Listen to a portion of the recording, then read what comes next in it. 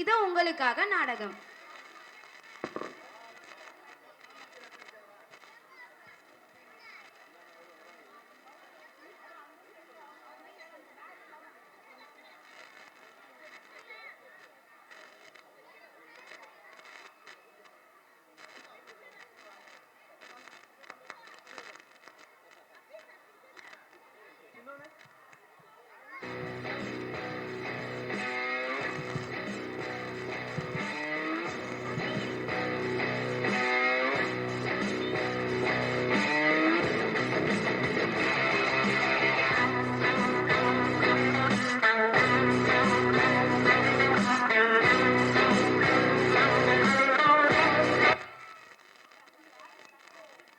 ஆரம்பிக்கலாங்களா?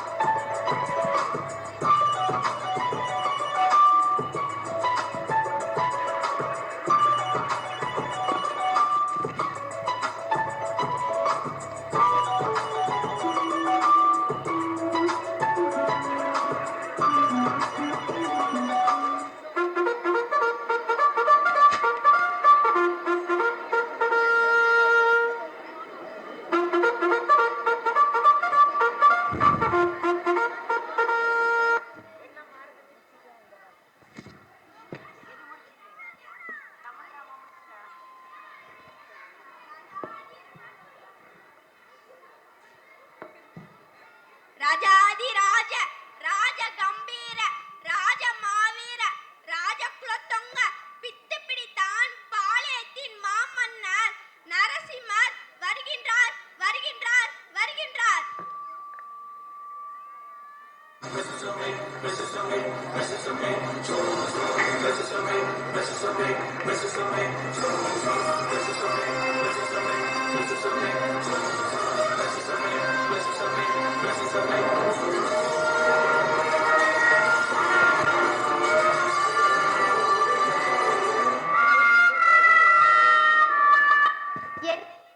மன்னர் வருவது கூட காலையில் உறக்கம், இரவு முழுவதும் விளையாடிவிட்டு இங்கு வந்து உறக்கமா? மடையா, வேலையை ஒழுங்காக பார்.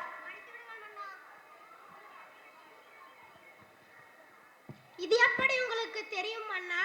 நானும் அதைத்தானே விளையாடி கொண்டிருக்கிறேன். மங்குனி மந்திரியாரே, நாடு நல்லா உருப்படும். மியூசிக்.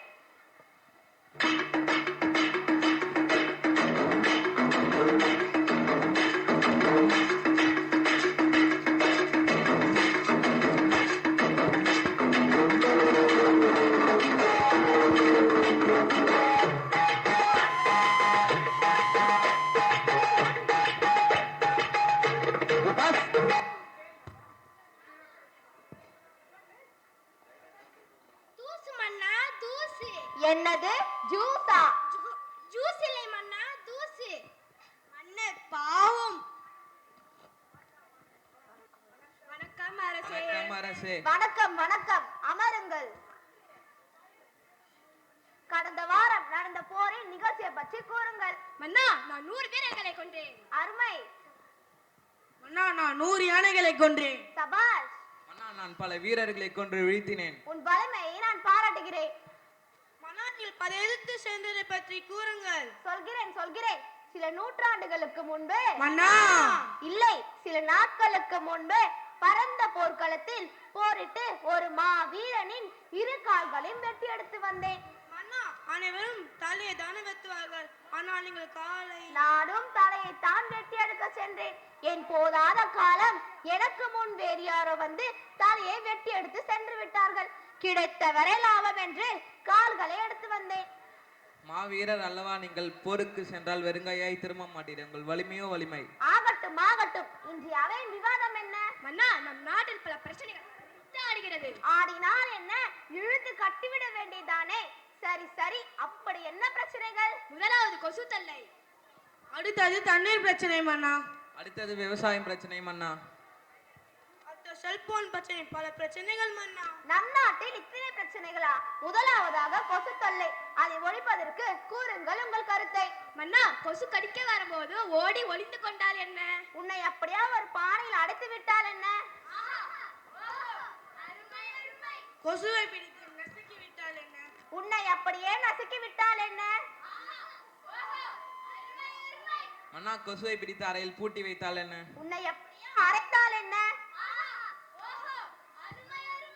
அமைச்சர்களே, கொசுவை ஒழிப்பதற்கு வழி கேட்டால் வளர்ப்பதற்கு வழி சொல்கிறீர்கள். யார் அங்கே? யார்தான் அங்கே?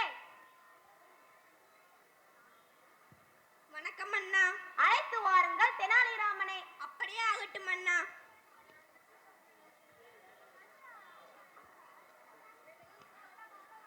தெனாலிராமன் வருகிறார், வருகிறார், வருகிறார்.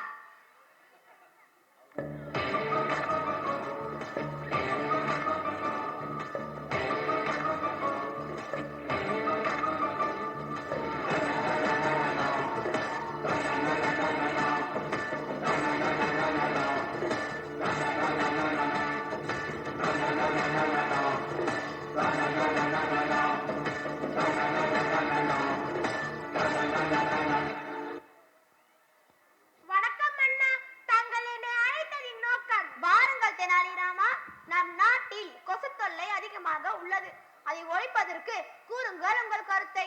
மன்னா, வீட்டின் அருகாமையில் குப்பை கொட்டாமல் தண்ணீர் தேங்காமல் பார்த்து கொள்ள வேண்டும். நன்றி மன்னா. மக்கள் அதை ஏற்றுக்கொள்வார்களா மன்னா? கக்கக்கப்போ, நீ என் அமைச்சர்.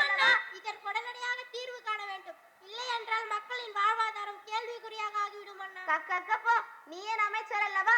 சற்றே யோசிக்க வேண்டிய சிந்தனைதான். இப்படி செய்தாலும் என்ன? வீட்டின் சுற்றுப்புறத்தை தூய்மையாக வைப்பவர்களுக்கு அன்லிமிட்டட் டேட்டாவுடன் 4G மொபைல் பரிசாக வழங்கப்படும் என்று அறிவிங்கள். அப்படியே ஆகட்டும் மன்னா. மன்னா, மன்னா, அடுத்ததாக தண்ணீர் பிரச்சனை மறந்து விட்டீர்களே. நீர்வளம் ஒரு நாட்டின் ஆணி வேராச்சே. அதை உணராமல் மக்கள் தண்ணீரை வீணாக்குகிறார்களே. என்ன வீணாக்குகிறார்களா? ஆம் அரசே, தாராளமாக கிடைக்கக்கூடிய தண்ணீர் இப்போது பாட்டிலில் அடைத்து விற்கும் அளவிற்கு வந்துவிட்டது அரசே. என்ன பாட்டில் எடுத்து விற்கிறார்களா? ஆம் மன்னா, மக்களின் தேவைக்காக பயன்படுத்தும் தண்ணீரை இப்போது பாட்டிலில் அடைக்கப்பட்டு விற்பனை செய்கிறார்கள் மன்னா. அது மட்டுமல்ல மன்னா, தண்ணீர் பிரச்சனை விவசாயம் குறைந்து கொண்டே வருகிறது மன்னா. என்ன நம் நாட்டில் தண்ணீர் பற்றாக்குறையா? பஞ்சபூதங்களில் ஒன்றான தண்ணீரை காப்பது நமது தலையாய கடமையாகும். இந்த விழிப்புணர்வை ஏற்படுத்த தக்க நடவடிக்கை எடுக்க வேண்டும். இதுவே என் கட்டளை, என் கட்டளை என் சாசனம். அப்படியே ஆகட்டும் மன்னா.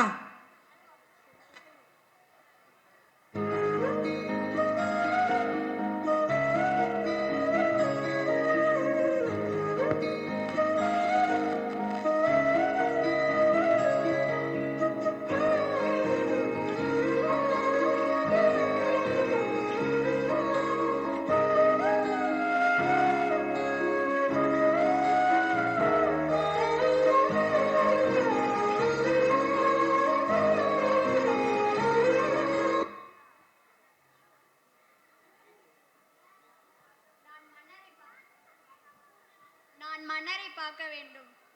சற்று பொறுங்கள். என்ன சத்தம் அங்கே? மன்னா, மன்னா, என்ன? தங்களை காண விவசாயி ஒருவர் வந்துள்ளார் மன்னா. அழைத்து வாருங்கள் அவரை. அப்படியே ஆகட்டும் மன்னா. செல்லுங்கள். மன்னா, என்ன என்ன? வணக்கம் மன்னா. நம் நாட்டில் மழை பெய்ததால் வறண்டு உணவுக்கே வழி இல்லாமல் தவிக்கிறோம் மன்னா. என்ன நம் நாட்டில் பட்டினியா? இது என் ஆட்சிக்கல்லவா? அவமானம். அமைச்சர்களே, விவசாயம் ஒரு நாட்டின் முதுகெலும்பு என்றார் காந்தி. அதே போல் விவசாயிகளுக்கு உடனடியாக தீர்வு காண வேண்டும். அழைத்து வாருங்கள் தெனாலிராமனை.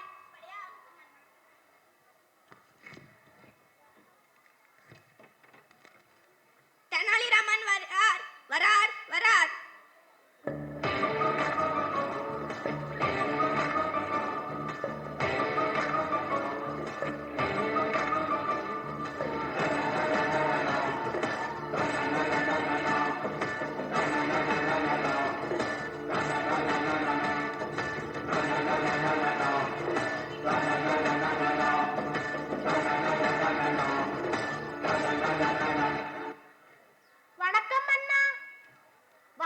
தெனாலிராமா, நம் நாட்டில் விவசாயிகள் பட்டினியால் வாடுகிறார்கள். அதை போக்க ஏதாவது வழிகள் கூறுங்களேன். மன்னா, விவசாயிகள் மிக முக்கியமானவர்கள். அவர்களை பாதுகாக்க பல வழிகள் உள்ளன. 1. நிலத்தடி நீரை பாதுகாக்க வேண்டும். 2. ஏரி குளங்களை பராமரிக்க வேண்டும். 3. கடன்களை உடனடியாக ரத்து செய்ய வேண்டும். 4. விவசாயிகள் உற்பத்தி செய்யும் பொருட்களில் அவர்களே விலையை நிர்ணயம் செய்ய வேண்டும். 5. மின்சாரம் இலவசமாக வழங்க வேண்டும். 6. படித்தவர்கள் விவசாயியில் ஈடுபட வேண்டும். 7. அதிகப்படியான மரங்களை நட வேண்டும். இதை செய்தால் விவசாயிகளின் வாழ்வும் செழிக்கும். மன்னா, அப்படியே ஆகட்டும் தெனாலிராமா. அமைச்சர்களே, தெனாலிராமன் கூறியது போல் விவசாயிகளுக்கு அத்தனையும் வழங்கிவிடுங்கள். அப்படியே ஆகட்டும் மன்னா. நன்றி மன்னா. நன்றி மன்னா மன்னா, பக்கத்து நாட்டு மாணவனை விளையாட அழைக்கின்றார். இதோ செல்போனில் பப்ஜி விளையாட மன்னா. நாடு நல்லா உருப்பிடும்.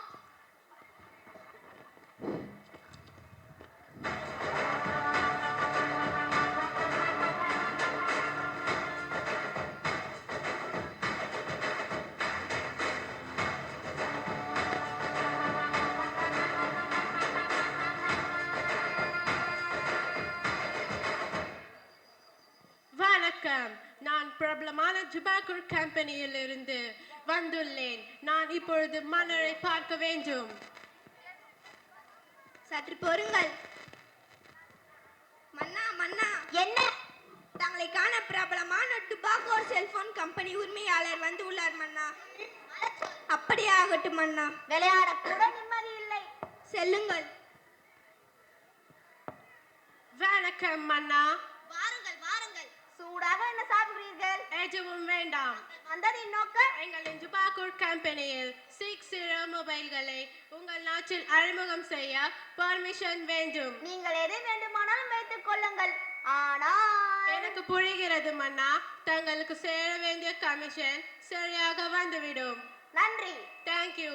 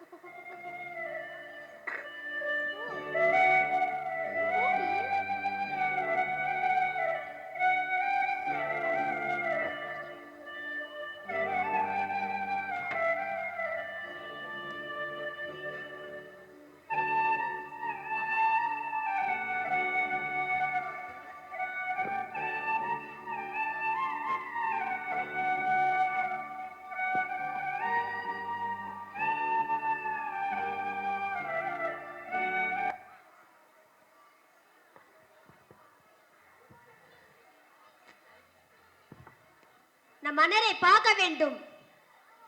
சற்று பொறுங்கள். மன்னா மன்னா, ஒரு தாய் உங்களை காண வந்துள்ளார் மன்னா. இந்த பிள்ளையின் நிலைமையை பாருங்கள். வர சொல். அப்படியே ஆகட்டும் மன்னா. இருக்கின்ற பிரச்சனை பார்த்தாதா இது வேற ஒரு புது பிரச்சனையா? செல்லுங்கள். வணக்கம் மன்னா. ஆமாம், இவளுக்கு என்ன ஆயிற்று? கையில் செல்போன் இல்லாமல் செல்போன் வைத்திருப்பதை போல் விளையாடி கொண்டிருக்கிறாளே. ஐயோ, இந்த பரிதபலின் கேட்கிறீர்கள். இரவு பகலும் ஓயாமல் செல்போனில் விளையாடுதால் இவனின் மனநிலை பாதித்து விட்டது மன்னா. அப்படியா? ஆனால் இந்த செல்போனை ஒழிப்பதற்கு வழிகள் தான் என்ன? அமைச்சர்களே, கூறுங்கள் உங்கள் கருத்தை. இலவசமாக வழங்கும் இன்டர்நெட் சேவையை கட் பண்ணால் என்ன? உன்னை அப்படியே துரத்தி செல்போனை பிடிங்கி குப்பையில் போட்டால் என்ன? உன்னை அப்படியே வாரி குப்பையில் போட்டால் என்ன? அண்ணா, இப்பெல்லாம் செல்போன் எல்லாம் வாழ முடியுமா அண்ணா? கடினம் தான். யாதாங்கே? வணக்கம் மன்னா. அழைத்து வாருங்கள் தெனாலிராமனை. அப்படியே ஆகட்டும் மன்னா.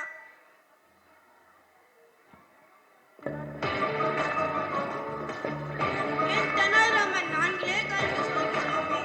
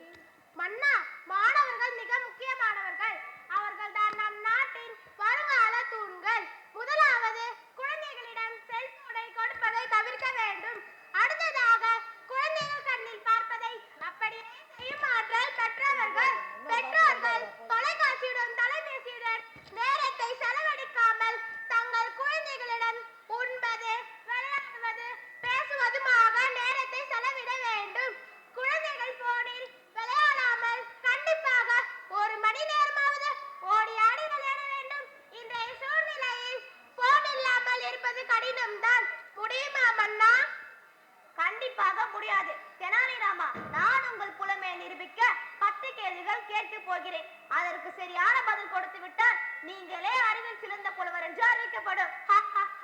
ஏன் தெனாலிராமா சிரிக்கிறாய்? ஒன்றுமில்லை மன்னா.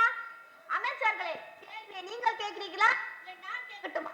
நீங்களே கேளுங்கள் மன்னா. பிரிக்க முடியாதது கல்வி, பிரிக்க கூடாதது பெற்றாரும் பள்ளியும், சேர்ந்தே இருப்பது ஆசிரியரும் மாணவம், சேராதிருப்பது வறுமையும் நோயும், பார்க்க கூடாதது தொலைக்காட்சியும் தொலைபேசியும், பார்க்க கூடியது நேரமும் பள்ளி பேருந்தும். அறிவுக்கு கல்வி, கல்விக்கு பள்ளி, பள்ளிக்கு காமராஜ் மெட்ரிகுலேஷன் பள்ளி.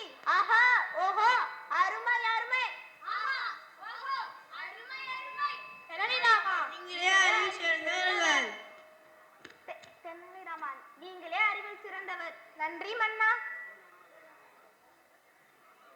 எனக்கு ஒரு நல்ல சிறப்பு பழகுவதற்கு மிக்க நன்றி மன்னா.